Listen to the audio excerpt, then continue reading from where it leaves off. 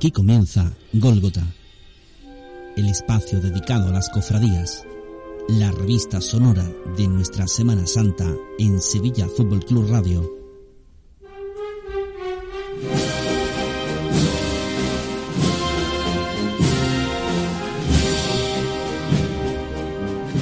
Con Francisco Miguel Jiménez, Carlos Cabrera, Ana Ferrete y Fernando Blanco.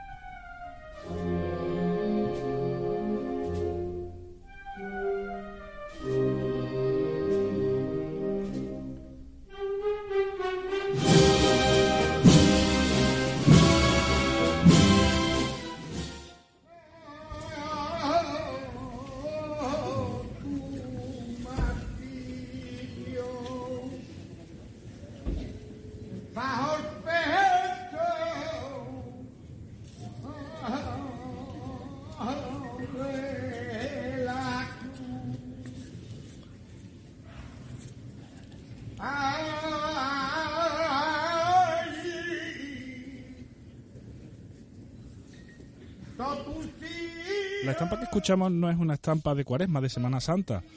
Nos hemos ido al barrio de la Candelaria para el pasado sábado vivir con la Hermandad del Cristo de la Salud y de la Virgen de la Candelaria ese maravilloso Via Crucis que nos ha retrotraído a esos tiempos que tanto echamos de menos, y nos hemos ido justo a la entrada, donde el Borrico de Jerez le cantaba al Señor de la Salud. Fernando Blanco, muy buenas noches. Buenas noches y saludos, cofrades, a todos los oyentes y los presentes. Como bien dijiste, o como bien dices, Curro, la saeta por seguirilla de Manuel Fernández, el Borrico de Jerez, ¿no? El sobrino del genuino tío Gregorio, que era el verdadero Borrico de Jerez, que ya empezaba a cantar a principios del siglo XX, y bueno, y que de alguna manera nos ha dejado una de los momentos más sublimes de todo este otoño cofrade que está culminando y que está llegando a su fin con este centenario de la Hermandad de la Candelaria, donde esta saeta, esta y otra que cantó en la Madalena, porque esta es la que canta a la entrada del Señor de la Salud, y también cantó otra a la salida de la Magdalena, han tenido una aceptación en las redes sociales muy importante. Es una saeta diferente, es una saeta, es la clásica saeta de Jerez, que a día de hoy se canta en Jerez. Son saetas cortas, son saetas directas, son saetas que son cortitas de unos 2 minutos, muy en contrapunto de las que de alguna forma estamos quizás habituados a escuchar aquí en Sevilla, por grandes fenómenos como son Are Ortiz o el Manolo Cueva, en donde son saetas mucho más grandes, donde son la capacidad de estos saeteros, pues son capaces de manejarla durante muchísimo tiempo. Esta saeta de Jerez es diferente. La saeta de Jerez, esta clásica, esa seguirilla clásica, es propiamente lo que significa saeta, que es flecha, ¿no? Es una saeta directa al corazón, y de alguna forma con un potencial importante, con temperamento, con tonalidades altas, parecen que no van a llegar y llegan.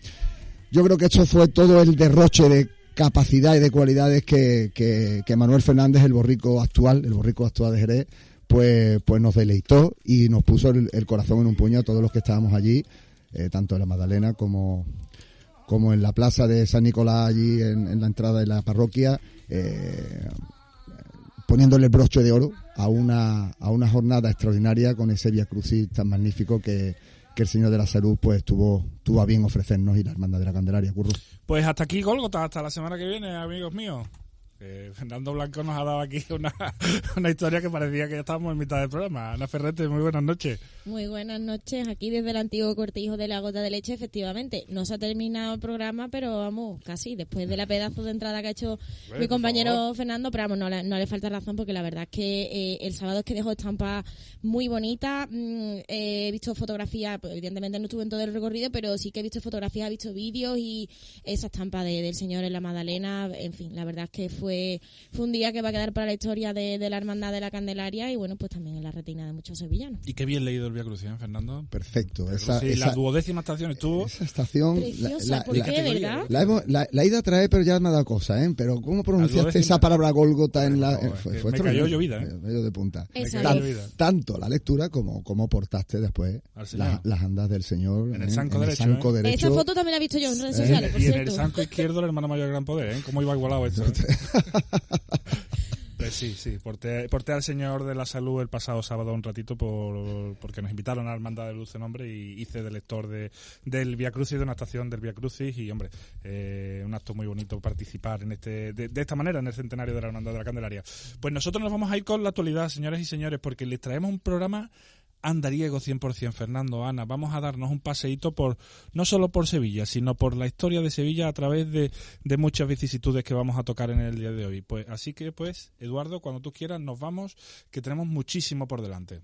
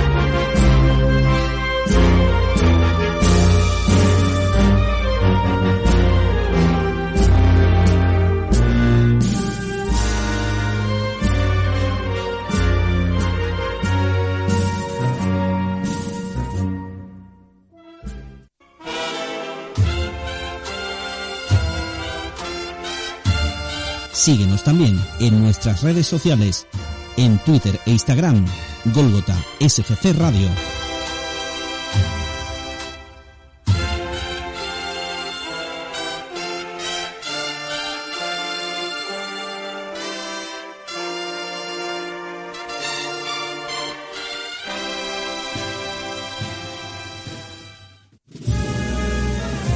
En Gólgota, la actualidad.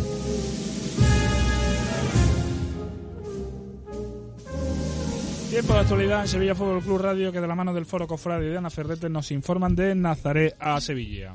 Vamos a comenzar el tiempo de actualidad de hoy, pues seguimos igual que en nuestra presentación del programa, con la Hermandad de la Candelaria como protagonista, pues porque el pasado sábado protagonizó la primera salida extraordinaria por el primer centenario fundacional de la corporación, como ya hemos comentado, con el Vía Crucis del Señor de la Salud a la Magdalena. Se repartió salud por las calles de Sevilla y se llevó además también al Señor a sus orígenes, a la parroquia de la Magdalena, donde residía la imagen, que era además titular de la Hermandad de la Antigua. Una talla, la de la Virgen de la Antigua, que presidió también el altar para este acontecimiento histórico del pasado día 27, y que, bueno, además de esta también, como hemos dicho, unas estampas muy bonitas que pudimos ver el pasado sábado. Señor hermano mayor de la Hermandad de la Candelaria, querido Álvaro Fernández, muy buenas noches. Hola, buenas noches, ¿qué tal? ¿Cómo estamos?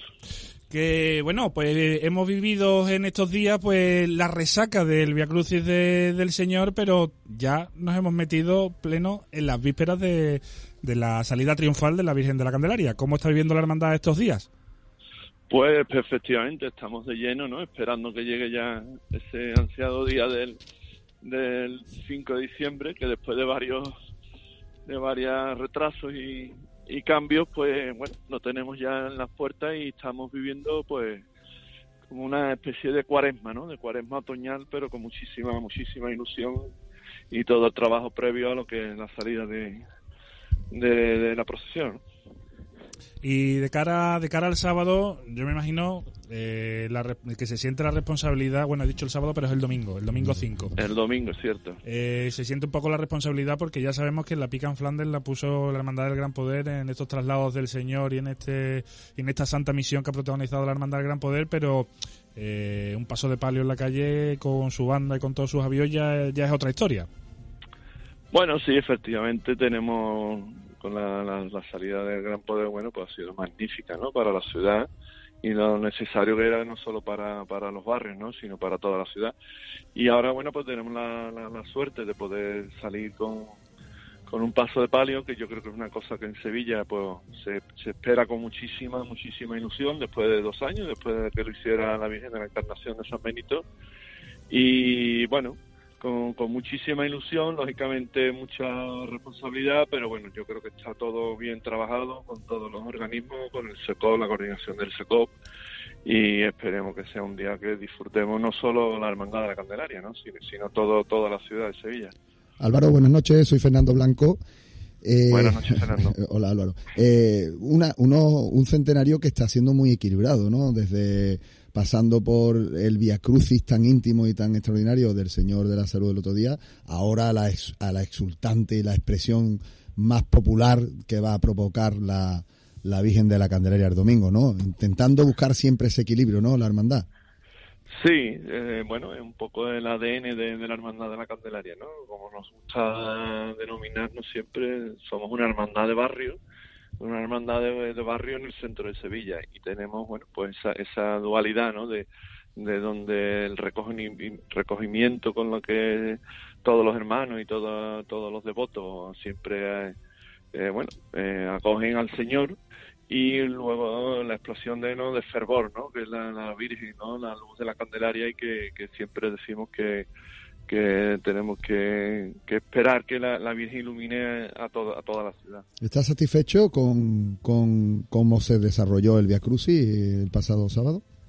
Sí, muy satisfecho. La verdad que fue un acto muy emotivo, de mucha devoción, mucho recogimiento, y también, por qué no decirlo, de mucho disfrute, ¿no? Para todos los hermanos de la Candelaria, y desde la salida hasta el final, y sobre todo destacar, bueno, pues el gran respeto con el gran público que había, sobre todo en la parte de la ida hacia la Magdalena, y ese acto histórico, maravilloso y soberbio que con la parroquia y con las hermandades de la Magdalena pues pudimos disfrutar allí en el templo de donde vino el Señor, ¿no? Hasta San Nicolás.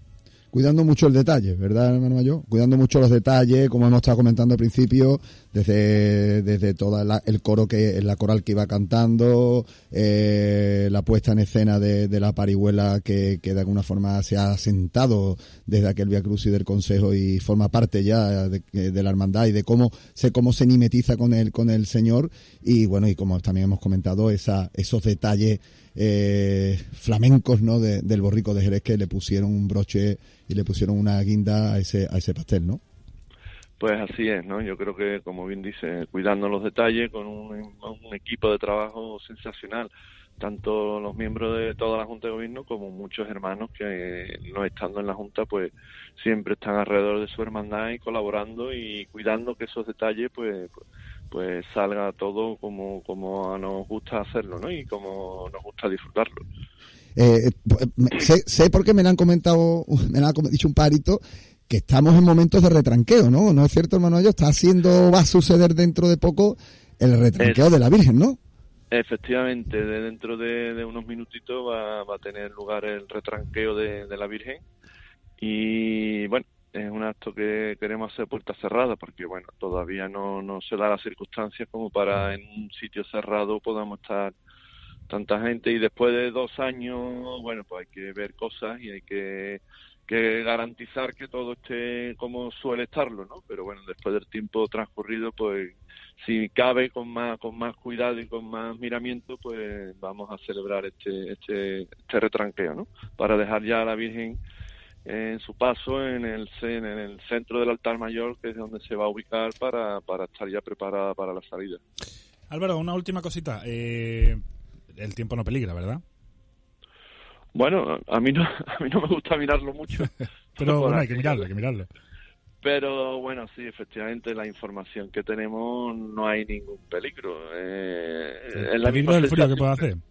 El frío, sí, efectivamente, están siendo noches de mucho frío, pero bueno, hemos pensado también en todo esto, ¿no? Y no es lo mismo salir en junio como teníamos previsto que ahora en diciembre, y por eso, bueno, adelantamos toda la hora de salida para que bueno, lleguemos pronto a San Nicolás y podamos combatir de esta manera el intenso frío que está haciendo estos días en Sevilla. Pues sí, que ese sea el peor de los males que le toque vivir a la Hermandad de la Candelaria. Hermana mayor, Álvaro Delgado, que le he dicho antes Fernández al empezar, que ningún problema. Que vaya todo muy bien y que disfrutemos todos el próximo domingo con la luz de la Virgen de la Candelaria. Por eso deseo que la Virgen nos ilumine a todos, que falta nos hace, que ilumine el camino difícil que vivimos estos días, y que todos, no solo los candelarios, sino todos los sevillanos y todos los que vienen de fuera, pues puedan disfrutar con la procesión de la Virgen. Un abrazo, hermana mayor. Un abrazo y muchas gracias. A usted. Hasta luego. Más cositas, Ana. Vamos a continuar nuestro tiempo de actualidad y vamos a seguir con otro de los platos fuertes del puente e incluso de este año 2021, podríamos decir. Ya se conocen todos los datos acerca de la procesión extraordinaria de este próximo martes 7 de diciembre de la patrona de Sevilla y su archidiócesis, la Virgen de los Reyes.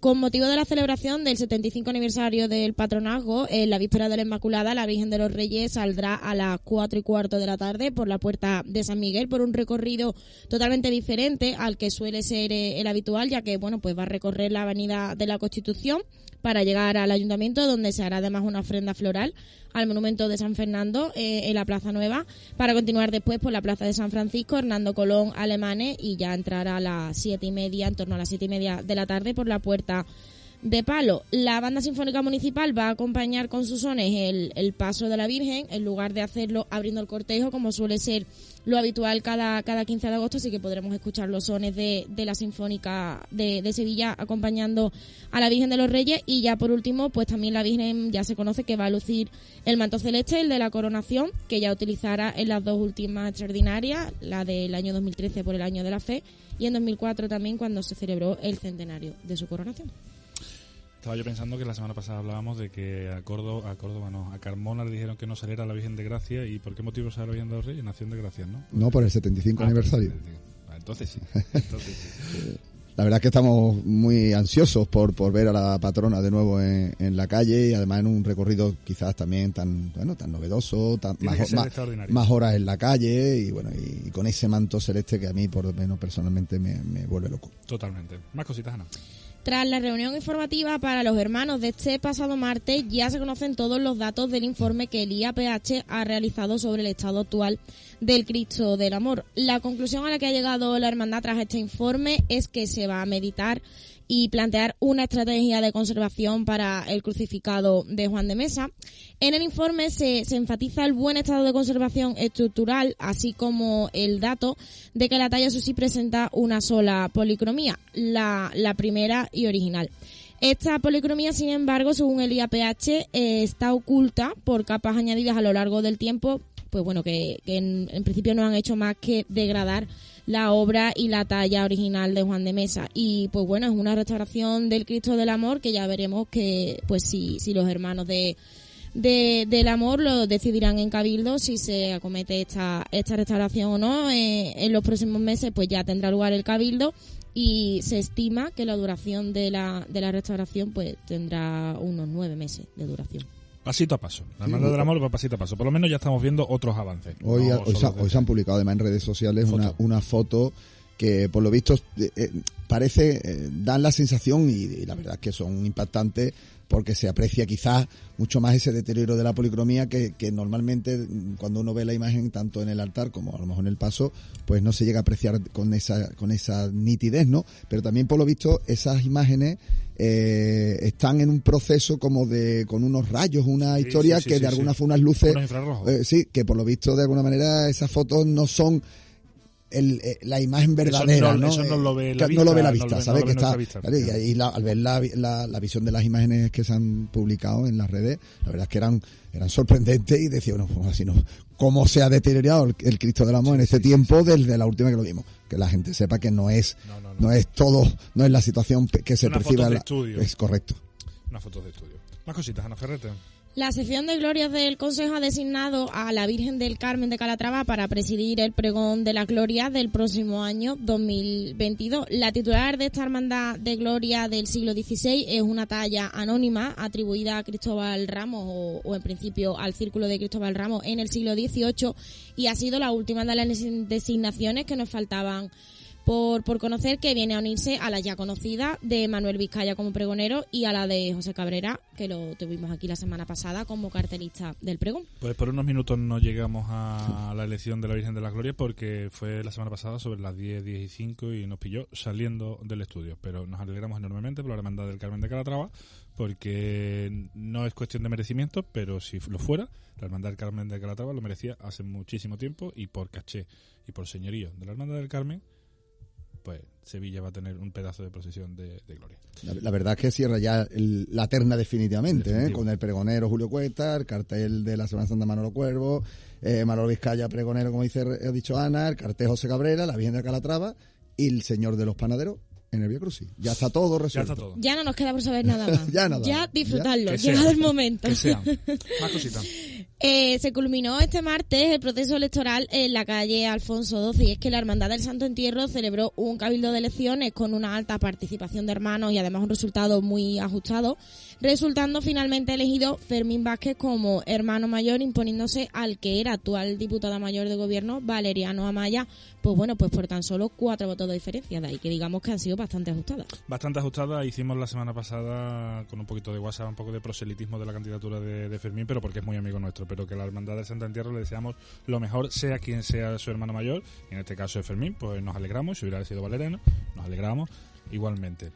Hermano de nuestro Anel Amparo y buen amigo de esta casa. Es que de Fermín nos tenemos que alegrar, y va Carlos Cabrera en la Junta de Gobierno, entonces tenemos que... Doblemente enhorabuena. Efectivamente. Más cositas, Ana, y terminamos con esto. La semana pasada comentábamos aquí la noticia de la reapertura de la parroquia de San Pedro, así como el regreso de varias de las hermandades que residen en el templo. Pues bien, esta semana ya conocemos cuándo será el traslado de vuelta a San Pedro de la Hermandad del Cristo de Burgos, y va a ser el viernes 10 de diciembre a partir de las 7:15 de la tarde, y con una nueva duración de una aproximadamente media hora. Y pues ese será el día en el que volverán el Cristo de Burgos y Madre de Dios de la Palma a su parroquia.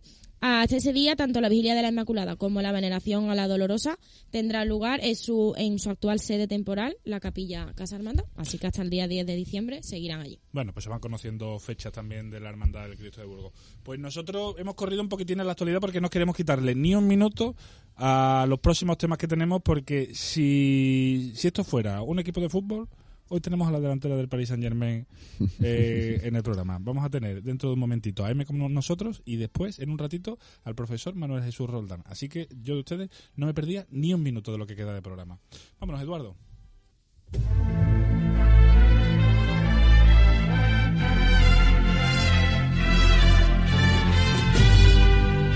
Sevilla eterna. Bella Jerusalén de Occidente. Crisol de devociones.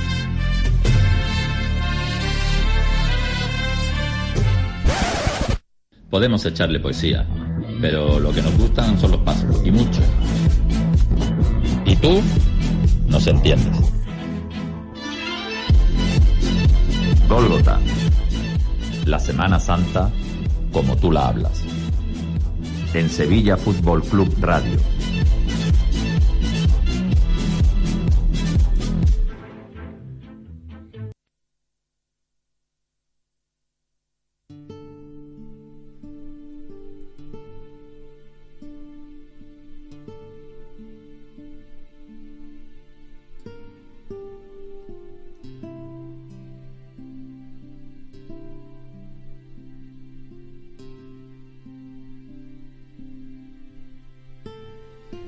Fernando, hemos bajado hoy a la bodega de los sonidos blancos para traernos algo que nos va a alentar un poco de unas imágenes de antaño.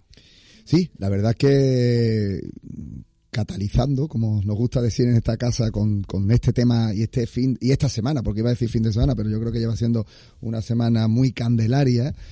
He querido pararme un poco en el tiempo en una etapa de la historia donde de alguna manera los pasos de palio andaban de otra manera, ¿no? Y andaban de otra forma mucho más liberada y mucho menos encorsetada. Y una de los palios que andaban de esta forma más desenfadada y con menos restricciones de alguna forma en su andar, pues era la hermandad, precisamente la hermandad de la Candelaria, el palio de la Candelaria.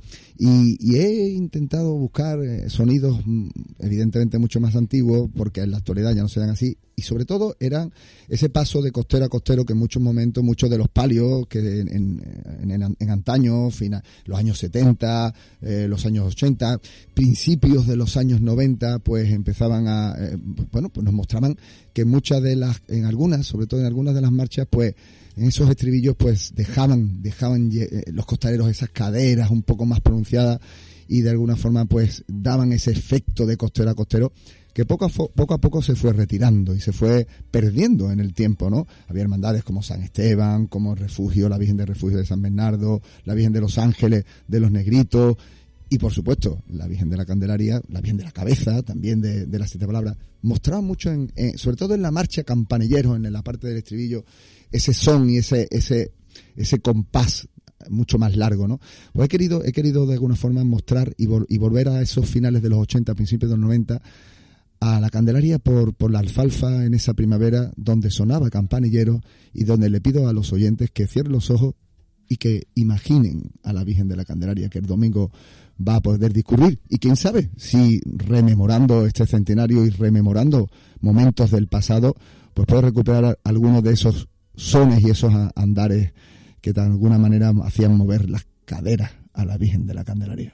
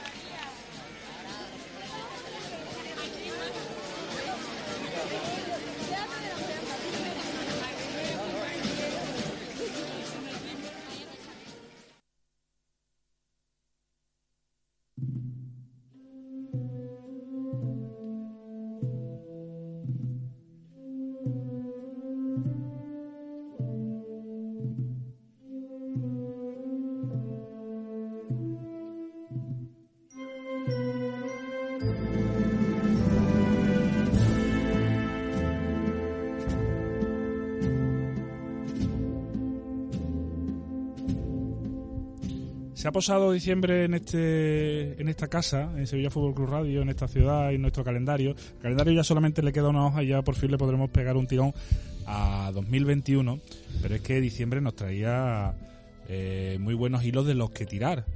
Y nosotros sabemos tirar de algunos hilos, pero también sabemos tirar, Fernando, de teléfono. Entonces, para tirar de hilos buenos históricos, pues nos traemos a nuestra amiga M para que ella sea la que desmadeje la historia de este diciembre. M, muy buenas noches. Hola, buenas noches a todos, equipo y oyentes.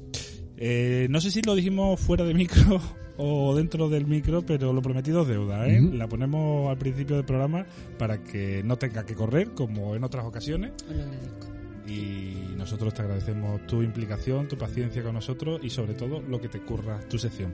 Y hoy vamos a dar un paseíto muy interesante por dos vertientes de la ciudad de Sevilla a través de su historia y que vamos a hilarlo también con lo que nos ocupa, que es la Semana Santa y las cofradías. Efectivamente. Hoy espero que llevéis zapatos cómodos porque vamos a darnos un buen paseo por las calles de nuestra ciudad. Y vamos a hacerlo a través de la vida y la obra de tres sevillanos inolvidables. Vamos a empezar nuestro paseo a través de la corta pero intensa vida de un artista extraordinario, que es Antonio Susillo. Antonio Susillo, del que se cumplen 125 años de su muerte. De hecho, hoy ha habido un acto en Santa Clara, un acto municipal, del que fue el gran renovador de la cultura española en la segunda mitad del siglo XIX. Antonio Susillo, que nace en abril de 1855, pertenece a una familia de la Alameda de Hércules, dedicada al negocio de la aceituna, y desde muy pequeñito empieza a mostrar una inclinación artística bastante evidente, a la que se oponía su padre, ¿no? Que quería meterlo en el negocio familiar, ¿no? de la aceituna. Antonio Susillo es un niño prodigio con un talento extraordinario y cuenta un poquito la leyenda que él fuera en la puerta de su casa, montaba como un puestecito con figuritas de barro, y que un día pasó la duquesa de Montpensier y le llamó la atención ese talento, ¿no? de ese chiquillo, y le prometió hacerse cargo de los estudios iniciales del artista, ¿no? Esto es más leyenda, porque la realidad es que el pintor José de la Vega le llegan noticias de que hay un niño de la Alameda de Hércules que tiene un talento extraordinario para las artes plásticas, y lo acoge en su taller. Allí le enseña pues las primeras instrucciones, la primera preparación artística, y le anima a presentarse a certámenes locales de escultura, y Antonio pues empieza a ganar premios, doblegando así pues la oposición paterna, ¿no? Su padre pues se da cuenta de que es que su hijo realmente que es un artista, tiene un talento extraordinario para las artes plásticas. Antonio Susillo tiene una extraordinaria formación, porque tiene bastante fortuna, a pesar de tener una vida muy marcada por la tragedia, pero tuvo fortuna en el trabajo, porque bueno, también producto de su talento, ¿no? Visita su taller en la Alameda de Hércules la reina Isabel II, que le compra unos bajos relieves. Y con la reina Isabel II iba en la comitiva de la reina el chambelán del zar Nicolás II, un príncipe ruso, que se enamora también de la obra de Antonio Susillo. Romualdo, efectivamente. Griedrich, efectivamente. Sí, ahora me preparo tus secciones. Muy bien, me gusta. Pues efectivamente, el príncipe ruso Romualdo lo protege, le ofrece su protección, y Antonio Susillo pues se va a estudiar a la Escuela de Bellas Artes de París, sacando notas extraordinarias.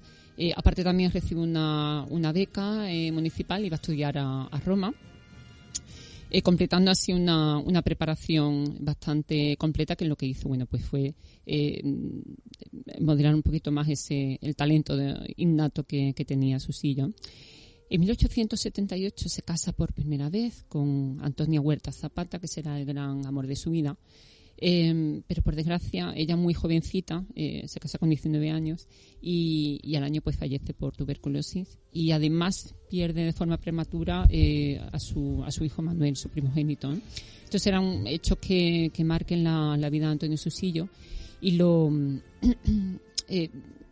su vida se convierte en altibajos constantes, en los que se alternan momentos de éxito de su carrera artística y una depresión prácticamente constante.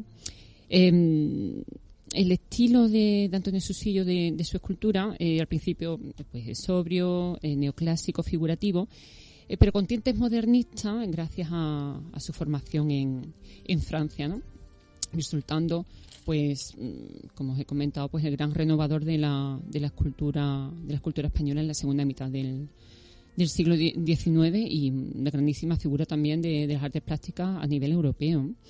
La primera especialidad serán los bajorrelieves, para dar después paso a sus grandes esculturas, ¿no?, que llenarán las calles y plazas de Sevilla, conformando un particular museo del artista que tenemos al alcance de nuestros ojos. Que es lo que nos va a hacer dar el paseíto que nos vamos a dar hoy. Efectivamente, nuestro paseo. Así que nuestro paseo lo vamos a comenzar en la Plaza de la Gavidia. Y allí tenemos la escultura imponente de Luis Daoiz, que realizó en 1889.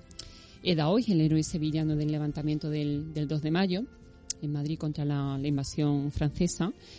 Es una imponente escultura, como cualquiera que haya pasado por la Gavidia, ¿no?, en bronce, levantada sobre 2 bajorrelieves de la Guerra de la Independencia. Está rodeada por una verja de bronce, adornada con cañones, que homenajean así el levantamiento popular, ¿no? No muy lejos de allí, tenemos que irnos a la Plaza del Duque, y allí tenemos, a una altura considerable y dominando toda la plaza, pues al pintor de la verdad, que es el lema que reza en el pedestal de la estatua de Diego de Silva y Velázquez. Es muy alta esa altísima, estatua. Altísima. Y además con los árboles de la zona no se observa, no se pasa puede... desapercibida, es cierto, sí. Que conforme lo estabas diciendo, digo, yo sé que hay una estatua, digo, pero ¿quién es? Que ahora mismo no se me viene a la cabeza, porque, hombre, hoy está a otra altura. Sí, está más despejada, pero es verdad que allí en la Plaza y es del más Duque... grande, ¿no? ¿No es más grande la de Daoiz? Daoiz puede ser más grande, lo que pasa es que la proporción de Velázquez, yo a Velázquez no lo veo. Claro. Sí, claro, la perdemos un poco con la altura. No fue suficiente altura para el señor que les robó el pincel en 1998, que les roban el pincel de bronce. Eso tiene que ser una apuesta, M. Eso tiene que ser una apuesta. Tú no eres capaz de subirte ahí, ¿que no? El cubata. Que me subo. Que no, ni nada. Que me subo. Espérate que no venga nadie. También me pasó. Pues tiene curioso de característica la escultura de Velázquez, que se basa en el autorretrato que se hace el propio pintor en el cuadro de las Meninas, efectivamente, ¿no?, con ese porte tan imponente y tan ya de genio supremo de la pintura.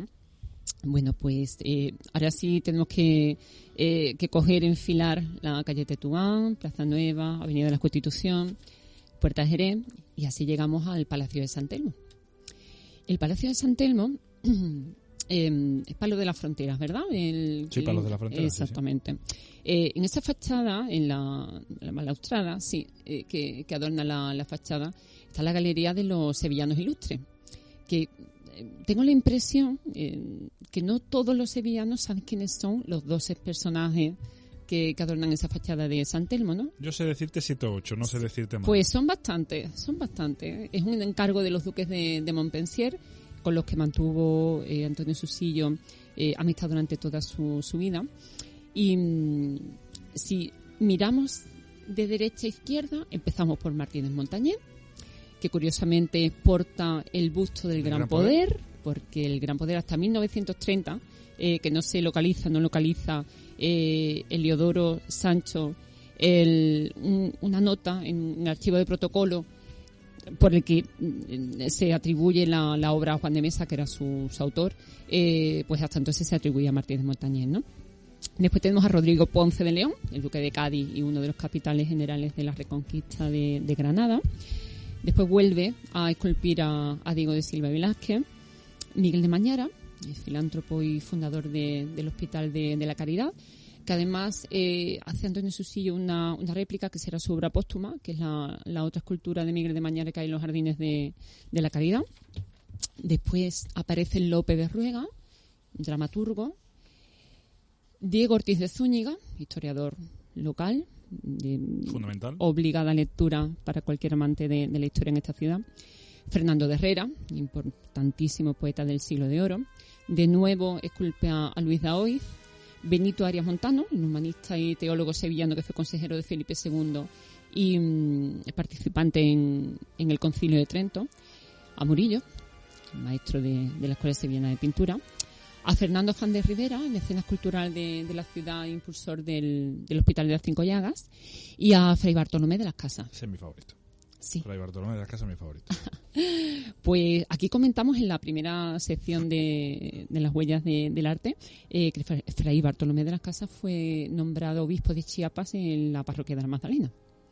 Es verdad, correcto, en el primer paseo que nos dimos. Exacto. Y bueno, grandísimo defensor de los derechos de los indígenas, ¿no? Puede ser la primera declaración de los derechos humanos, la hiciera Fray Bartolomé de las Casas. Posiblemente. Y que se guarda un ejemplar en la Universidad de Salamanca. Exacto, así es. Es la primera declaración de los derechos humanos llevada al contexto del momento. Sí, efectivamente. Sí. Pues de aquí ya tenemos que cogernos un taxi, un autobús, porque nos vamos a ir al cementerio de San Fernando. Quizás es lo más conocido suyo, ¿verdad? Es lo más mediático. Lo más mediático, efectivamente. Es lo más mediático, y lo que más tiene, digamos, un orbe de misticismo envuelto alrededor. En la leyenda, ¿no? Sí. Efectivamente. No es óbice para que sea una extraordinaria obra de arte, ¿no? Estamos hablando del Cristo de las Mieles, que es un crucificado de 4 clavos, pero con una línea que se aparta de la iconografía que estableció Pacheco, Martínez Montañés, por ejemplo, en el Cristo de la Clemencia, distinto por la postura de los pies, ¿no? Que es muy, muy característica. Tiene un estudio anatómico perfecto, un rostro estremecedor, porque si alguien ha conseguido fijarse en el rostro, es un Cristo que está expirando y que llora, que tiene lágrimas en su rostro. Aquí hace Antonio Susillo un derroche absoluto de su maestría, ¿no? Aplicando la técnica del non finito, que es dejar el material, en este caso el bronce, sin tallar en alguna zona, ganando así expresividad. Esto ya lo utilizaba Miguel Ángel en su piedad Rondanini, su piedad palestrina. Y aquí bajo este Cristo finalmente reposaron los restos de Antonio Susillo. Llegamos a este momento clave para envolver la figura de Antonio Susillo en este misticismo que le acompaña, y es el motivo de su muerte, ¿no? Las circunstancias de su muerte. Antonio Susillo, pues el 22 de diciembre de 1896 decide quitarse la vida, se pega un tiro junto a las vías del tren, en el ramal a San Jerónimo. Por donde hoy día quedaría el Huevo de Colón. Sí, efectivamente. Y es curioso que en la prensa de la época, en la sección de sucesos, la noticia se da, bueno, pues que había aparecido el cadáver de un hombre decentemente vestido y que estaba pendiente de identificación. A él lo llevan al Instituto Anatómico y allí es identificado por sus discípulos, por Vicente Gómez Rull y por Castillo Lastrucci. Allí mismo, es cuando se da el momento de la muerte, se identifica como Antonio Susillo. Esto supone una conmoción a nivel nacional porque, insisto, que era un personaje de las artes plásticas fundamental en el siglo XIX en España. Allí en ese mismo momento, en el Instituto Anatómico, se le hace una mascarilla funeraria. Y esta mascarilla funeraria tiene una historia que me parece muy, muy bonita dentro de lo que es la tragedia, ¿no? Porque la conservó en primer lugar Vicente Gómez Rull, discípulo de Susillo, que la pasó a Castillo Lastrucci, también discípulo, quien a su vez al final de su vida la cede a Antonio Illanes. Antonio Illanes se la cede a José María de Mena, historiador, y José María de Mena se la cede a Enriqueta Vila, la directora de la Academia de Buenas Letras. Enriqueta Vila en el 2014 decide cederla de forma ya permanente a la Hermandad de la Amargura. ¿Y por qué la Hermandad de la Amargura? Antonio Susillo, que no trabajó para las hermandades, no tiene ningún tipo de producción cofrade, era hermano de la Amargura. Y en 1893, si no me falla la memoria, efectivamente, sí, la Amargura al Palio sufre un incendio en la plaza de San Francisco. Y bueno, la Virgen sufre un grave desperfecto en sus manos, San Juan también, y se le encomienda a Antonio Susillo pues que le haga sus manos, las manos nuevas, ¿no? Que son las que se besan antes de la era COVID, ¿no? En el besamano. Al final, pues acaba esta mascarilla funeraria de Antonio Susillo, pues junto a la Virgen de la Amargura, para la que talló sus manos. Hemos tirado de ese hilo, de quizá la poca producción cofrade que tuvo, pero no me cabe la menor duda, M, que su labor como en el mundo cofrade fue más de enseñanza acabas de mencionar a Antonio Castillo Lastrucci, efectivamente, pero de inspiración a otra generación que venía por detrás. Efectivamente, aunque una generación muy marcada por la producción cofrade, ¿no? pero es que Antonio Susillo era la figura de referencia, el maestro. Date cuenta que veníamos del barroco, de los grandes escultores del barroco, y habíamos pasado como 200 años un poco, no diré que la mediocridad, ¿no? Pero faltaba esa figura heredera de los grandes maestros, ¿no? De Martín Montañés, Juan de Mesa, Ruiz Gijón, y ahí pues está la figura de Antonio Susillo, que evidentemente fue referente para los escultores y los imagineros del siglo XX. ¿Se podría marcar la figura de Antonio Susillo como un referente, si pudiéramos llamar una imaginería o una escultura romántica? ¿Me vas a desvelar un poquito de lo que voy a contar después? Intuición, ¿no? Vale, bueno, pues espero tu respuesta en el desarrollo de la... Ya verás que sí, ya verás que sí, porque al final de todo hay una conexión. Efectivamente, la historia es así, la historia teje hilos intangibles que al final lo unen todo, ¿no? Uh-huh.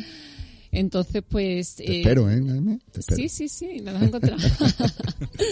Mira, ahora vamos a dar un salto en el tiempo, que parece que nos vamos, pero no nos vamos a ir del Vamos todo. al siglo XIV, por ejemplo. Exactamente, en el siglo XIV, porque no podemos pasar de largo la efeméride de hoy, 2 de diciembre.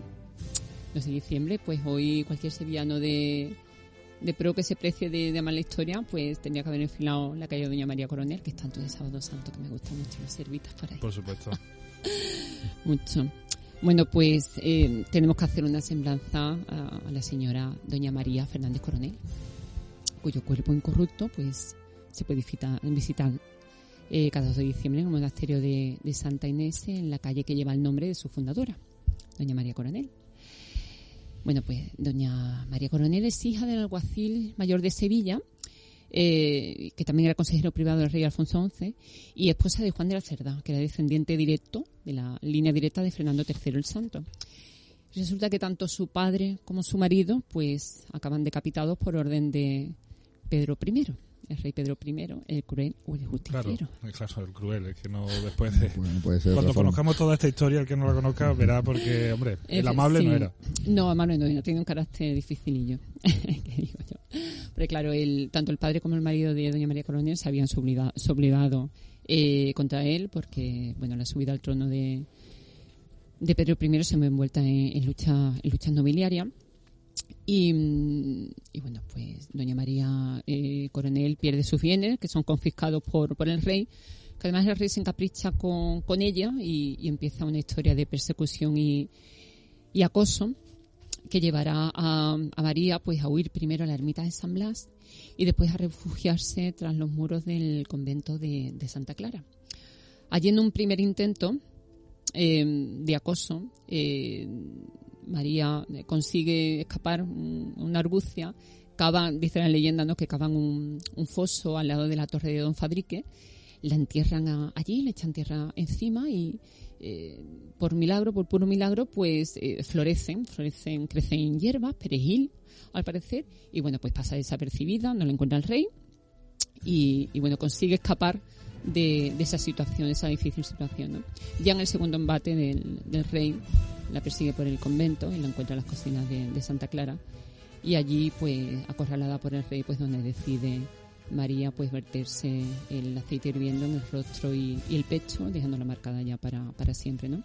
En ese momento pues el rey decide acabar con esa situación y dejarla más o menos tranquila. Lo que pasa es que no le devuelve lo que le había confiscado. Que esto ocurrirá cuando, tras la guerra civil entre Pedro I y su hermanastro Enrique II de Trastámara, en el que muere Pedro I, Enrique II sube al trono y Enrique le devuelve los bienes a Doña María. Entonces, con estos bienes y la casa solariega de los padres de María Coronel, pues funda el monasterio de Santa Inés. Lo que hoy conocemos como monasterio. Lo que hoy conocemos, efectivamente, situada pues en estas casas que pertenecían a su familia, ¿no? El monasterio de Santa Inés, que está en fase de restauración para recuperar esta joya del patrimonio conventual de la ciudad, como unas extraordinarias pinturas murales renacentistas del claustro del Herbolario.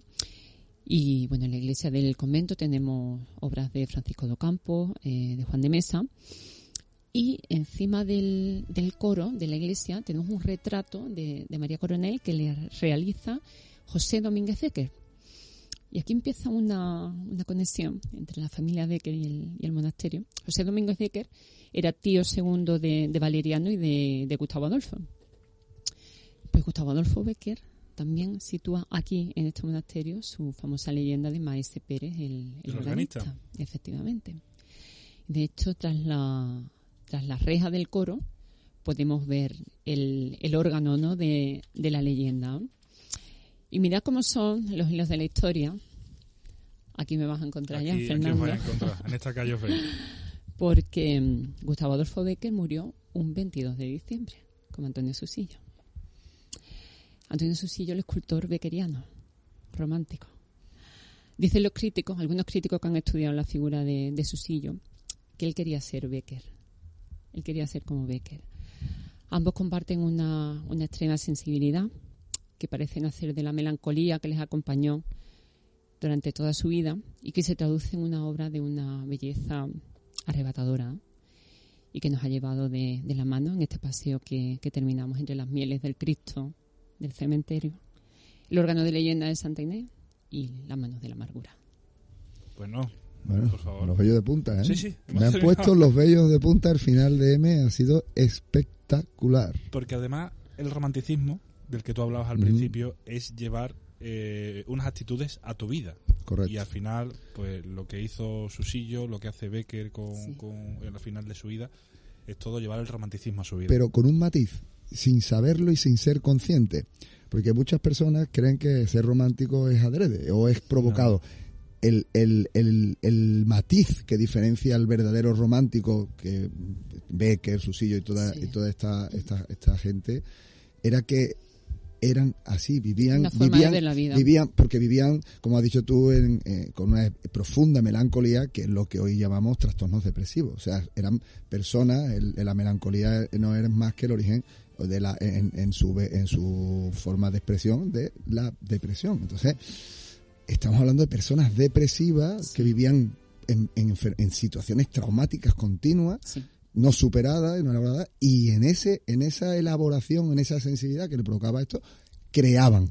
Y esa creación, tanto en la escultura como en la literatura, es la que da esa forma de vida que no se puede forzar, y todo lo que sea otra historia es postureo, ¿eh? O sea, que aquí estamos hablando de algo muy importante, ¿no? Pues hemos dejado el nivel altísimo. Altísimo. Mira, hemos ido desde aquel primer paseíto andariego que hicimos por la parroquia de la Magdalena con la festividad de la devoción del Rosario y demás, pero en esta has tocado un techito, ¿eh? Yo creo que os haya gustado.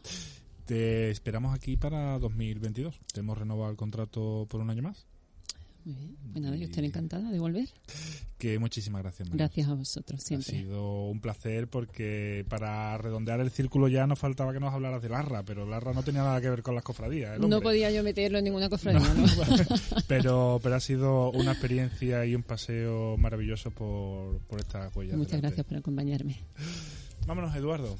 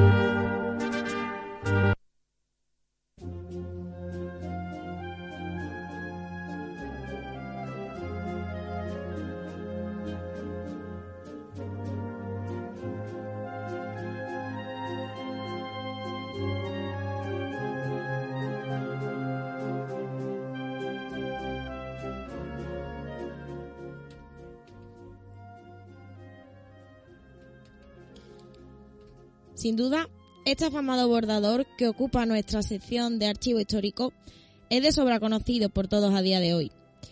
No tanto quizás su nombre al completo. Juan Manuel Estanislao Luis Gonzaga de la Santísima Trinidad.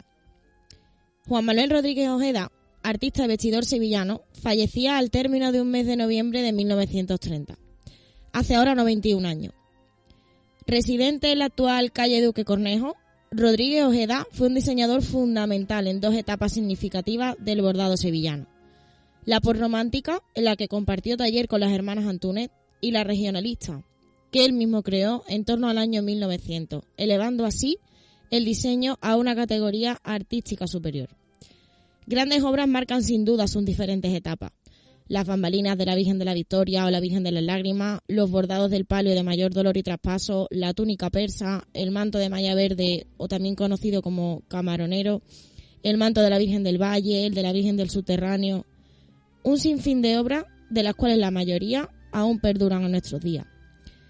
Una esencia y un estilo que han encumbrado sin duda a Juan Manuel Rodríguez Ojeda como el reinventor de la Semana Santa.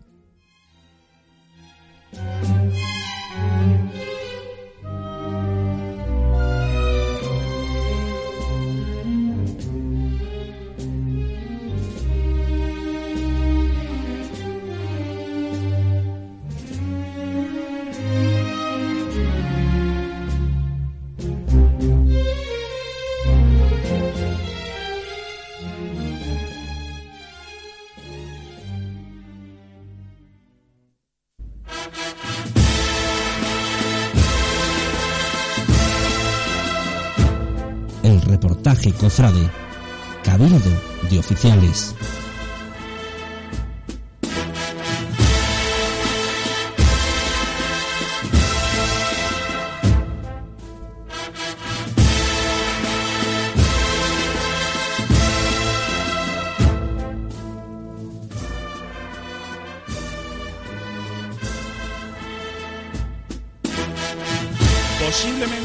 Posiblemente fuera este invitado que tenemos ahora de los últimos invitados presenciales que tuvimos antes de pre-COVID. Pre-COVID. No se puede decir pre-COVID porque lo mismo, el COVID ya estaba por aquí, no nos dimos ni cuenta. Seguramente. Pero nos trajimos aquel día al profesor Manuel Jesús Roldán y ya hablábamos, me acuerdo yo que hablábamos en los pasillos. Hay muchos más contagios de los que se dicen. Veremos a ver cómo acaba todo esto, tal. Pues un año y medio después estamos todavía en las mismas. Profesor Manuel Jesús Roldán. En las mismas no, Curro. Bueno, en las mismas de que el virus sigue por ahí. Bueno, pero estamos en las mismas. Vamos a hacer positivo. Bueno, ya conocemos otra historia, ¿no? Profesor Manuel Jesús, muy buenas noches. Muy buenas noches, muy bien hallados y no me acordaba yo de eso, es cierto. Sí. Lo comentábamos aquello de por dónde irá a salir esto, hay más contagios, sí. Pues, ¿Quién nos iba a decir que íbamos a vivir todo esto? ¿Quién nos lo iba a decir? Es que yo cada tarde de aplauso le decía a mi mujer, digo, es que esto es increíble. Cada vez que salíamos al balcón a aplaudir a las 8 de la tarde, yo decía, esto pasará alguna vez, esto es increíble, que a mí no me hacía la idea de absolutamente nada y fíjate, y cada día vamos aprendiendo una cosita nueva, pero sí que es verdad que esto estamos ya un poco hartos de toda esta historia. Pues justo en aquel momento, en aquel febrero-marzo de 2020, veníamos, Manuel Jesús, que nos presentaste una obra tuya. Una obra que creo que fue, si mal no recuerdo, Historias de la Semana Santa. Historias de la Semana Santa que nunca te contaron. Que, bueno, está feo decirlo, pero creo que vamos por la quinta edición. Si mal no recuerdo, sí. Yo creo que fue una especie de... La verdad que teníamos nuestras dudas porque era una antología, una recopilación de historias, ¿no? Y de narraciones y de sucesos históricos. Bueno, que no sabíamos si iba a conectar con el público o no, pero la verdad que ha sido, realmente superó todas nuestras expectativas, yo lo tengo que decir así, aquí tenemos gente de la editorial que lo puede corroborar, es decir, superó todas las expectativas, porque creo que conectó con una necesidad quizás de conocer historias narradas de otra manera, o si no de otra manera, o al menos no muy conocidas, ¿no? Sí, una faceta un poquito más divulgativa de la Semana Santa y no tan impuesta, ¿no? Oye, pues esto ha sido así. Lo bueno que tenéis los profesores que sois muy elocuentes a la hora de explicaros y que le explicáis hasta el que sabe mucho y hasta el que sabe poco. A todos nos lo explicáis por igual. Pues un año y medio más tarde, o un año y unos meses más tarde, y alguna que otra publicación por en medio, porque, por en medio, sí. Hemos visto que has publicado hasta Los muertos del profesor. Hasta Los muertos del profesor, sí. Es una antología de relatos ambientadas en los institutos de hoy en día. Sí, está muy indicada para aquel que haya pisado un instituto, bien como profesor, bien como alumno.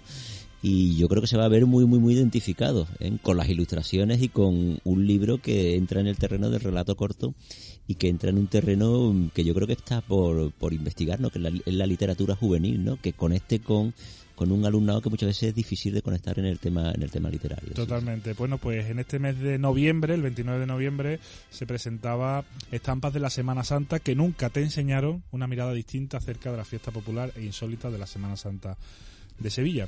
El profesor Manuel Jesús nos presenta una sucesión de estampas que reflejan aquellos hechos históricos, algunos apenas conocidos, que transformaron la Semana Santa de Sevilla y que fueron relevantes para la historia de la ciudad. Ya la portada es transgresora. Bueno, la portada estaba hecha para el libro. La portada es una maravillosa fotografía de José Antonio Zamora, que es, yo diría que es uno de los grandes maestros de la fotografía nacional, ¿no? Es decir, no quiero ser exagerado, ¿no? Pero José Antonio Zamora tiene un prestigio internacional, con premios del National Geographic, con premios de grandes envergadura, ¿no? Y no lo vamos a descubrir, ¿no? Pero luego además él tiene una capacidad para captar los instantes y capacidad para los contrastes, ¿no? Esa bicicleta, ese señor que parece del neorrealismo italiano, ¿no? Podría ser de los años 40, de los años 50, y que prácticamente está formando un trío con dos nazarenos de San Bernardo, que no se sabe si van en el cortejo, si van camino de San Bernardo. Lo que se ve de fondo parece que es la propia fábrica de artillería, ¿no? Sí, y por la luz del día se supone que van de ida. Sí, se supone que van de ida, ¿no? Entonces esa foto en blanco y negro que es absolutamente atemporal.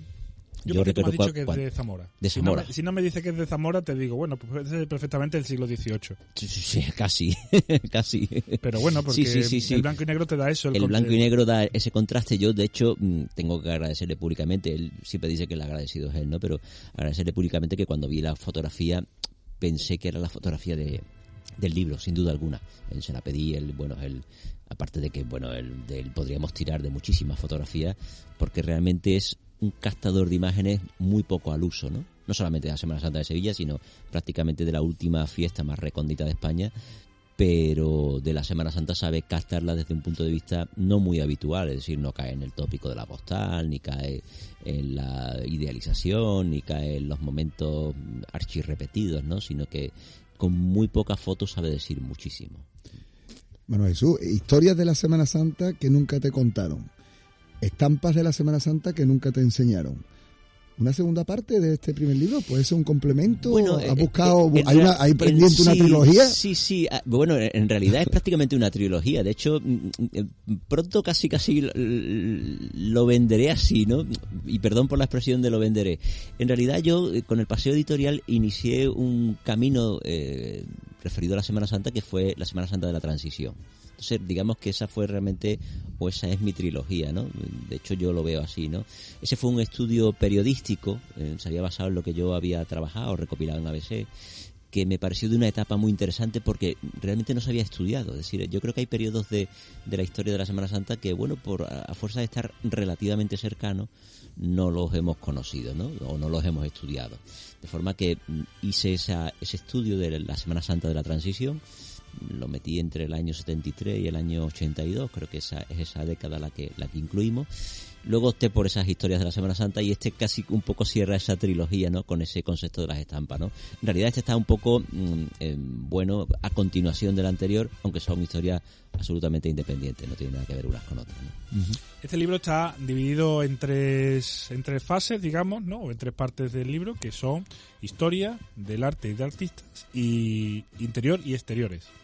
Efectivamente. ¿Por qué lo habéis dividido así? Bueno, pues porque no es fácil, ¿eh? Cuando yo desgraciadamente pienso que he escrito demasiado sobre la Semana Santa y veces que hay que dejarla respirar un poco, ¿no? Eso es un problema de los que nos dedicamos a este mundo, ¿no? Desgraciadamente creo que he escrito mucho, he dado mucho petardo en torno a la Semana Santa, ¿no? Claro, había que recopilar o había que buscar bueno, y dividir entre, digamos, 3 grandes apartados, ¿no? Yo pensé, primero que hay algo habitual que es hacer crónicas de hechos pasados, desde el siglo XVI hasta el siglo XX, vistos desde una perspectiva, digamos que entre comillas literaria, es decir, yo soy historiador, pero me gusta también narrarlo de forma que, lo podamos vivir de una forma más cercana, ¿no? Es decir, muchas veces la historia se nos hace un poco aburrida a base de datos y a base de tamaños, de medidas, etcétera, y eso yo creo que muchas veces también hay que crear un poco de literatura, es decir, ¿por qué no nos podemos imaginar cómo era la Sevilla de 1620 para explicar al gran poder, ¿no? O por qué no nos podemos imaginar qué es lo que había en esa Sevilla del 17 o qué había en la Sevilla de la epidemia de peste de 1649 o en la epidemia de fiebre amarilla de 1800. Es decir, no solamente es la Semana Santa, quién sale, quién no sale, qué imagen hay o qué no hay, ¿no? Sino todo un contexto que hay alrededor. Si eso se narra, pues yo creo que se le da una perspectiva diferente a las personas que no lo han conocido. Es decir, normalmente mis libros tienen una intención divulgativa y la intención divulgativa va orientada a que, la historia no es tan fácil de leer por todo el mundo.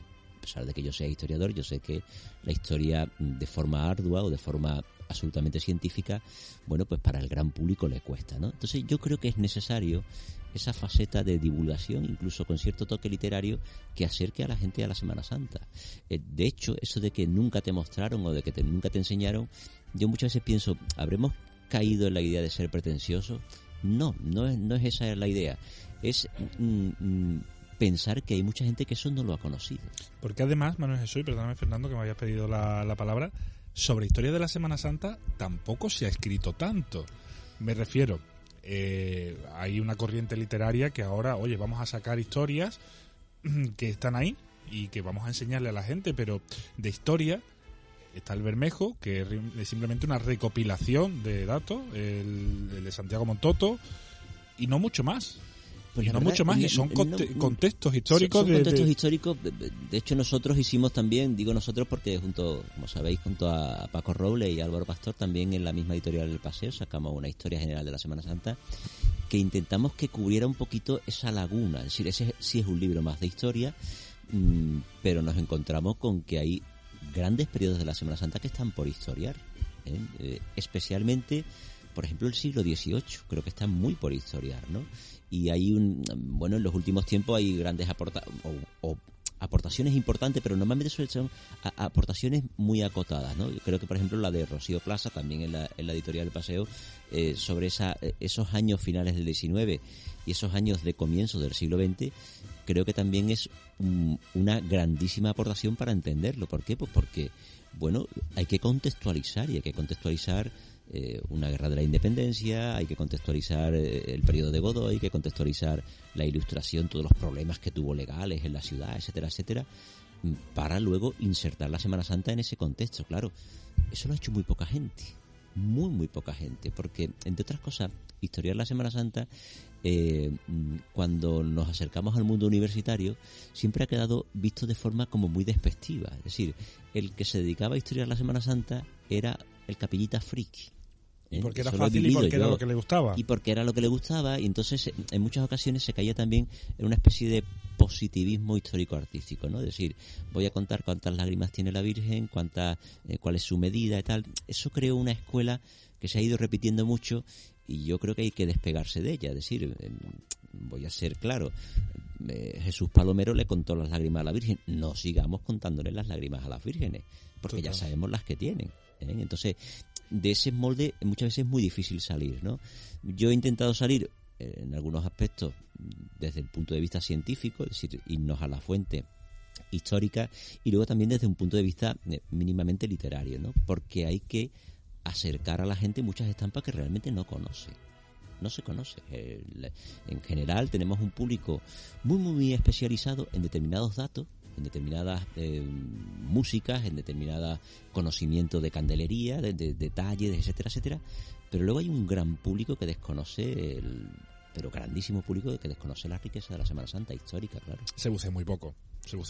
Vamos al final, y hablo por todos, al autor de la imagen y de lo relevante. Estamos con Juan Manuel, estamos con Juan de Mesa, con Martínez Montañés, con Castillo Lastruzzi, pero por ahí debajo hay muchísima tela que cortar. Claro, y también además, no solamente eso, yo en este libro, que antes me estabas comentando los apartados, verás que por ejemplo hago un apartado que a mí me gusta mucho, y es el de la creación artística actual. Es decir, yo creo que es algo que también muchas veces se nos escapa, ¿no? Se nos escapa la idea de que se sigue creando y que se sigue interpretando la Semana Santa. Es decir, hay gente que ahora está pintando la Semana Santa y que ahora está fotografiando la Semana Santa. Si no hacemos un mínimo compendio de ello, oye, luego se pueden quedar como un Juan de Mesa perdido, de estos que, oye, pues nadie se acordó nunca de este, pues no sé, imaginaros que no tuviéramos en la portada a José Antonio Zamora. Oye, pues nadie se acordaría de este autor dentro de unos años, ¿no? Nosotros en otros libros hemos recurrido, bueno, pues a Joseph Kudelka, ¿no? Que era un autor extranjero, como aquí vino Brassai, como vino Capa, como vinieron muchos autores, fotógrafos de reconocido prestigio internacional. Oye, pues eso hay que recordarlo. Claro. Hay que recordar que esos autores internacionales estuvieron aquí, ¿no? O que estuvieron, no sé, pintores del siglo XIX y pintaron la Semana Santa, ¿no? Bueno, pues también hay que hacer el ejercicio contrario, es decir, ¿quién está pintando la Semana Santa actual? Y sobre todo, ¿quién está creando desde un punto de vista novedoso, ¿no? Que a mí eso también es una cosa que me interesa, ¿no? Y que tenemos que ver que dentro de 100 años, de 150 años, vendrá alguien a historiar la Semana Santa de 2021 y dirá, ¿qué se hacía en aquel momento? Efectivamente, todo no puede ser lo oficial, que es, digamos, yo creo que una de las dificultades que hay en la actualidad para analizar el arte y el patrimonio de la Semana Santa, ¿no? Que hay, digamos, una Semana Santa oficializada, el que elige el cartelista, el que elige el pregonero, el que elige el que cuenta en los medios de comunicación, discierne entre una noticia u otra y selecciona, y a lo mejor hay cofradías de las que nunca se cuenta nada.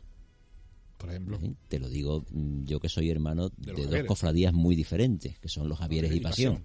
Es decir, sé que de Pasión pueden salir 10 veces más noticias que de los Javieres. Por supuesto. ¿Por qué? Pues porque evidentemente hay una carga histórica en una hermandad y no en otra, pero también hay unas directrices que se mandan y se mencionan en muchas ocasiones por quien lleve el medio de comunicación, por gustos personales, por cercanía, por intereses, etcétera, etcétera, ¿no? Entonces eso es una realidad actual, ¿no? Claro. Hay artículos ahí dedicados a los Javieres, evidentemente, ¿no? Poca gente ha escrito sobre los Javieres. Y entre ellos, bueno, Jesús Roldán, seguro como su hermano, pues le ha dedicado algo. Fernando, que te quería... Sí, no, yo en la línea en la que venís describiendo me surge la pregunta de ya que comentas que no se suele historiar tanto la Semana Santa, ha costado mucho y generar ese hilo de historia de Semana Santa que de alguna manera en el libro anterior intentas reflejar. Ahora con las estampas, con estas estampas que no se conocen, que quizás a lo mejor con las redes sociales, hay muchas, en Twitter, en Instagram, hay muchos perfiles donde ahora mismo están muy de moda, Sevilla Insólita, Sevilla Antigua, no sé cuándo, que de alguna forma se publican con mucha más facilidad estampas de Sevilla, de la Sevilla Antigua o incluso de la Sevilla Antigua de la Semana Santa, que quizás no se conocía.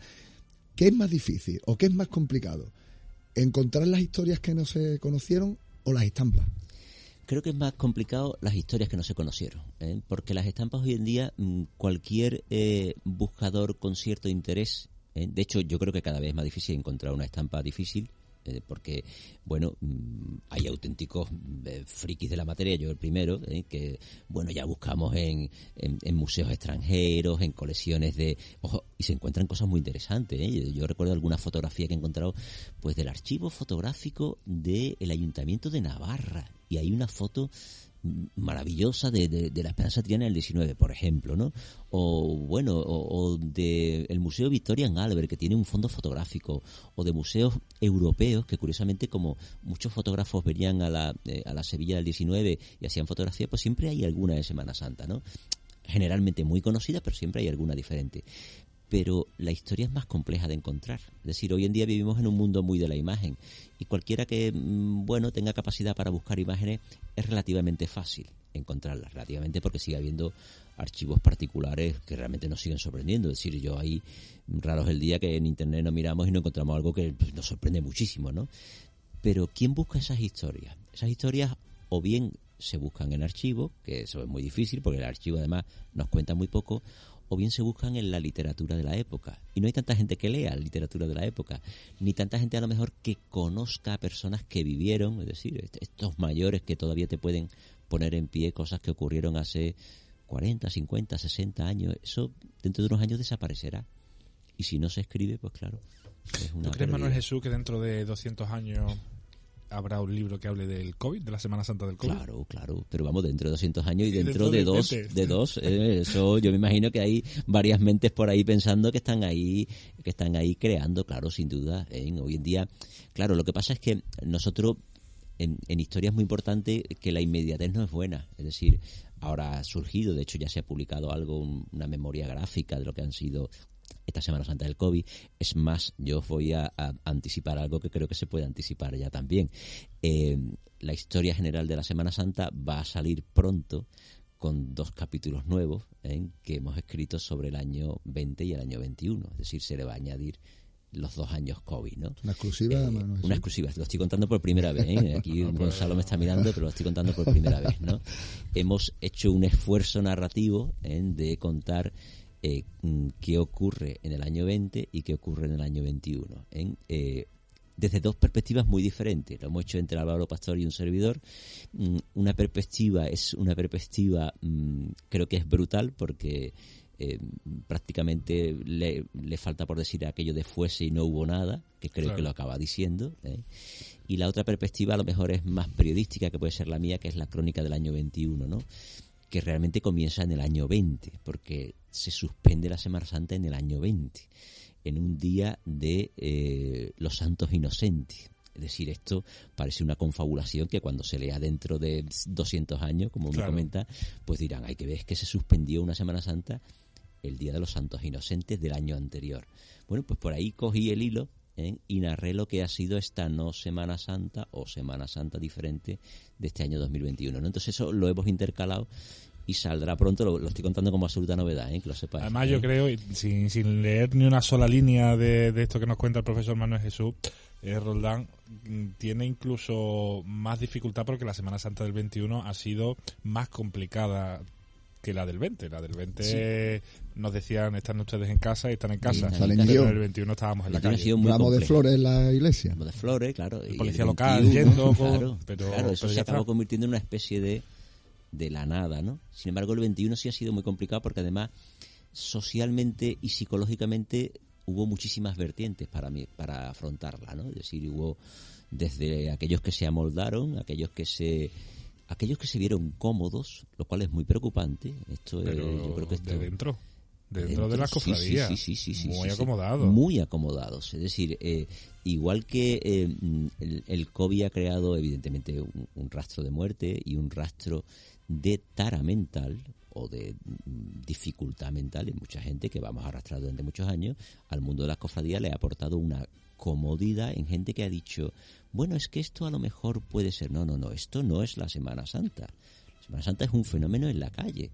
Si usted quiere una vivencia interior y tal, esa vivencia interior evidentemente no está reñida con el concepto de calle, pero esa vivencia interior es la de cualquier lugar del mundo, no la particularidad de la Semana Santa de Sevilla, que es una vivencia en la calle, ¿no? Pues es otro virus que hay que combatir, ¿eh? Sí, totalmente. Ese otro virus, además es muy difícil de combatir. Lo venimos anunciando un tiempo porque yo lo mantengo y lo he dicho muchas veces en estos micrófonos que los cofrades sabemos sacar pasos y no muy bien, a veces.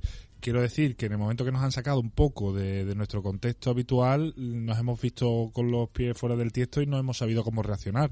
Y nos hemos acomodado, hemos echado raíces fuera del tiesto. Y se han creado miedos, ¿no? Igual que la sociedad, yo siempre defendemos la misma teoría. La Semana Santa es el reflejo de la sociedad se ha cargado de miedo. Además me temo que por mucho tiempo el cofrade se ha cargado de miedo. Es decir, es penoso ver a tanta supuesto cofrade hablar con ese sentido del miedo y de no, bueno, pero es que hay gente que ha querido suspender la Semana Santa por un trienio prácticamente, ¿no? Es que jamás pensemos, esto es una irresponsabilidad. Vamos a ver, lo primero había que plantearse, señores, esto es una expresión muy cofrade, esto de señores, esto, ¿ustedes en qué creen? O sea, es que ustedes deben creer en algo llamado esperanza, ¿no? Y se deben de mirar un mundo con optimismo. Es que yo creo también, no sé si estás de acuerdo, Manuel Jesús, que hay otro sector que le ha venido bien esto. Claro. Porque hay un sector saturado, hay un sector cansado, hay un sector que va por inercia en el mundo incluso cofrade, que no sabe retirarse porque no sabe qué va a hacer sin ese mundo en donde ha crecido y donde se ha desarrollado, incluso en donde carga con un legado familiar, y esto lo ha liberado. Y esta situación lo ha podido liberar. Y ese perfil, de alguna forma, existe. Y por eso yo creo que mucho ese perfil influye en la reticencia de la recuperación. Yo creo que hay, no sé si estás de acuerdo con... Sí. Es más, yo emplearía la palabra lo ha purgado. Correcto. Es decir, es como una purga. Ha quitado ahí determinados elementos que, bueno, será digno de estudio, pero yo en esto no tengo una varita mágica, ¿no? Pero será digno de estudio ver cómo se afronta la próxima Semana Santa, ¿no? Es decir, hasta qué punto esos miedos pues no afectan, pues por ejemplo, al tema de nazarenos, ¿no? ¿Qué van a salir? ¿Muchos más o muchos menos, no? Habrá que verlo, ¿no? Y luego hay una intrahistoria que creo que esta sí que no se está contando, y son los efectos internos en las hermandades. Es decir, hay hermandades que han notado un descenso de hermanos, y hermandades que han notado un descenso de ingresos muy claro, eso no se cuenta, pero habrá que afrontarlo. Hermandades que han notado un parón en su vida interna, es decir, que han demostrado que no estaban preparadas para una situación adversa. No. Y eso evidentemente no se cuenta, ¿no? Pero hay hermandades que, bueno, dejaron prácticamente de hacer sus cultos porque era muy rápido y era muy fácil hacerlo. Bueno, se suspende. ¿Por qué? Pues porque no pago un altar, no pago un quinario, no pago un traslado, no pago esto, y me quedo muy a gusto poniendo una misa retransmitida por streaming. Y eso conlleva una comodidad, ojo, que a algunas hermandades le va a pasar factura. Claro, porque además... porque podíamos bucear en cómo esto influyó en otras pandemias de la historia, pero es que en otras pandemias de la historia no ha habido la restricción que ha habido en esta y la limitación que había en esta. En otras pandemias salían las imágenes a la calle como rogativas, y entonces no hubo ese momento de plantearse esta huida, ¿no? Claro, en el libro precisamente creo que uno de los episodios es la epidemia de fiebre amarilla del año 1800, que conllevó una salida extraordinaria entre los meses de septiembre y octubre, que prácticamente salieron como 20 y tantas cofradías a la calle. Es decir, eso evidentemente, esto iría evidentemente contra el criterio científico, pero es que ahora muchas veces parece que nos estamos queriendo convertir en los científicos desde dentro de las hermandades. Totalmente. Es decir, deja que hablen los científicos, pero no te pongas tú en el papel del científico. Tú tienes que hablar con la perspectiva del cofrade, de alguien esperanzado en que la situación, claro, efectivamente, en todos los gobiernos. Pues si ustedes están a tiempo y no le han escrito todavía su carta a los Reyes Magos o a Papá Noel o a quien se le escriba la carta, pues incluyan estampas de la Semana Santa que nunca te enseñaron, de la editorial El Paseo, que lo pueden encontrar, Manuel Jesús. Pues ya en cualquier librería. Porque lo presentasteis la semana pasada. Sí, efectivamente, ha salido ya a la venta, está prácticamente, en todas las redes, evidentemente a través de internet, todas las plataformas que todos conocemos, pero en la mayoría de las librerías cercanas nos encontramos estampas de la Semana Santa, y además yo creo que muy bien distribuidas. Y ahí en la librería Curro están dedicado a Manuel Jesús Rondán. Hay incluso fotos en las redes sociales de gente joven haciéndose fotos con el stand de Manuel Jesús Rondán con toda su obra, pues ¿no? Me ha sorprendido porque además no sé algunos lo he visto porque además alguno es alumno mío, alguna es alumna mía, ¿eh? No sé si han querido buscar una subida de la nota o son auténticas lectoras, que espero que sí que sean lectoras. No es fácil en estos tiempos conectar con el público joven, y todo lo que sea esto, pues bienvenido, porque es necesario no perder de comba ese público joven, que ojo, que también la pandemia le ha podido afectar en ese distanciamiento, sin duda alguna. Totalmente, Manuel Jesús, muchísimas gracias. Transmíteselas a la editorial del Paseo, a Gonzalo Grajera y a todos los amigos, para que hombre, que a nosotros siempre nos encanta estar con vosotros, que nos traigáis estas cositas, porque sabéis de nuestra intención divulgativa y que detrás de la Semana Santa hay mucho más que paso. Hay mucho que contar. Muchísimas gracias. Dame la agenda, Eduardo, que nos vamos.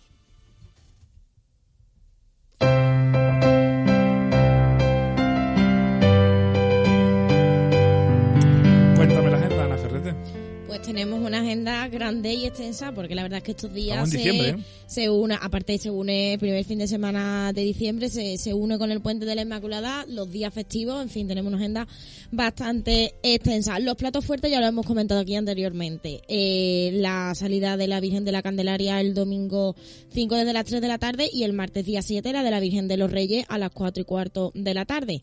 Mañana viernes a las 9 de la noche tenemos también un concierto en el convento de Santo Ángel a cargo de la banda de las Tres Caídas, organizado por la Hermandad de la Lanzada. Durante todo el fin de semana los besamanos de la Pastora de San Antonio y de Madre de Dios del Rosario, y el viernes también a las 7 de la tarde el traslado de vuelta de la Virgen del Pilar a la parroquia de San Pedro. A partir del lunes día 6, pues los besamanos de la Virgen de los Ángeles de los Negritos, de la Virgen del Rocío del Beso de Judas, de la Pura y Limpia del Postigo, la Soledad de San Buenaventura, Madre de Dios de la Palma, la Virgen del Socorro del Amor, la de la Concepción del Silencio, las Tristezas de Veracruz, la Virgen de las Penas de Santa Marta, la Virgen de la Cabeza de las 7 Palabras y la Virgen del Subterráneo de la Hermandad de la Cena. Mañana sale publicada la agenda del Foro Cofrade, además en 2 partes para que ustedes no se liguen, nuestros queridos oyentes. Por un lado el fin de semana, por otro lado el puente, porque bueno, ahí varían un poco los días en los que podemos acercarnos a ver a las imágenes, y la tienen todo mucho al completo, que ya se publica mañana. Y nada más, todo eso. Fíjate si tienen nuestros oyentes y la cosas para hacer. También, o sea, es que diciembre parece que no, pero es muy cofrade. El Adviento, la esperanza, todo eso está por venir.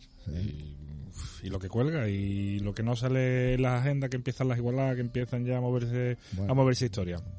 Fernando Blanco, hasta la semana que viene. Hasta la semana que viene, si Dios quiere, que estaremos prestos y dispuestos, como siempre decimos, a un nuevo programa, a un nuevo reto y a un nuevo ratito de cofradías, que yo creo que como venimos diciendo, con este frío y esta noche ya echada con el toldo hasta el final, pues permite estar a gustito hablando de cofradías. Y hoy hemos tenido además, como tú decías, la delantera del PSG, Manuel Jesús Roldán. Ha sido espectacular nuestro programa de hoy. Pues todo Messi, porque Messi está de capa caída. Aquí está el futuro, la historia y el futuro. Messi está en el pasado. Ana Ferrete, muy buenas noches. Muy buenas noches, hasta la semana que viene. Pues nosotros nos vamos a ir dejándole con la banda de la cigarrera, porque nosotros hacemos apología de nuestros amigos siempre. Y en estos 2 días se le ha dado mucha caña a la banda de la cigarrera por el velachao que han adaptado, porque se les ha acusado de adaptar una composición fascista de los partisanos, una historia gordísima. Y lo que ha hecho la banda de la cigarrera es lo que se ha hecho toda la vida en la disciplina de la música ordinaria, que es adaptar la música que está de moda, y está de moda por La Casa de Papel, no por otra historia. Así que aquí hacemos apología del pasacalles, del ordinario, que por Santa Cecilia ha adaptado la banda de las cigarreras la composición Velachao. Les dejamos con ello. Que tanto canta los Viri también, esto lo canta los Viri en nuestra casa, por ¿sabes? Supuesto.